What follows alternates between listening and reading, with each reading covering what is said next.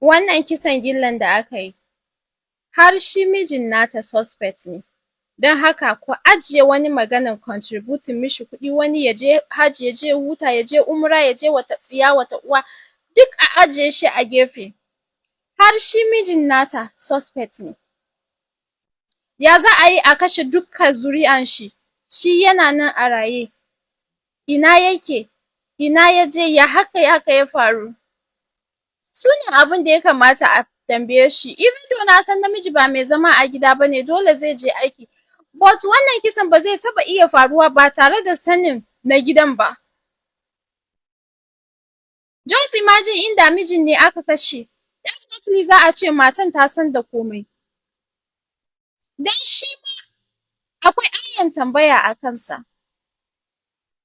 Shi ne ya kamata ma wanda ma za a fara investigating kafin a kai ga makwabta da abokai da 'yan uwa. Then to her neighbors, a shigo a yi kisa a makwabta yanda ginin garin nan naku yake nan manne da juna ƙanana. Ba ku ji komai ba? Waye ya fara ma discovery an yi kisan? Waye ya shiga gidan ya ga an yi kisan har ya kira jama'a? Duk waɗannan su ne abin da ya kamata a fara tambaya. Ba wai a kama cewa a haɗa mishi kuɗi, a kai shi kaza, a yi mishi kaza, a yi mishi kaza ba.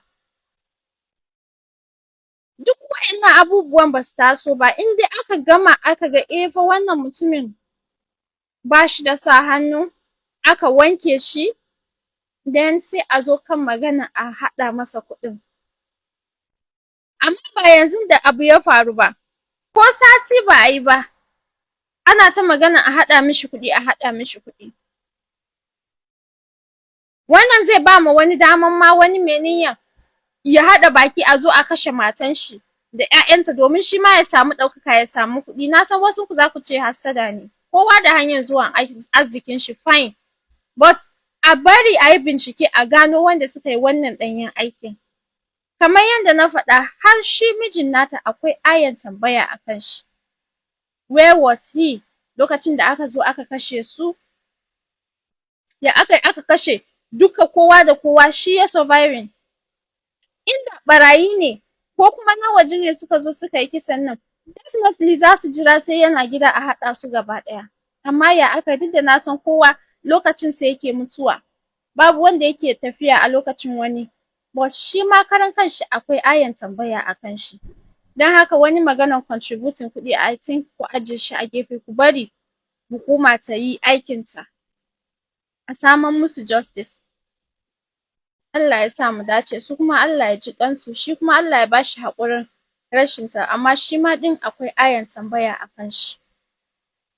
In ba ma don ƙasar nan Najeriya yanda ta zama ba, ina ga duk layin su na wanda yake da makwabta, da wanda gidansu ke gefe-gefe, da wanda suke gida ɗaya, duk da yanzu nan suna nan ana musu tambaya a gurin hukuma. Amma da yake ƙasar mu Najeriya ne sai a hankali.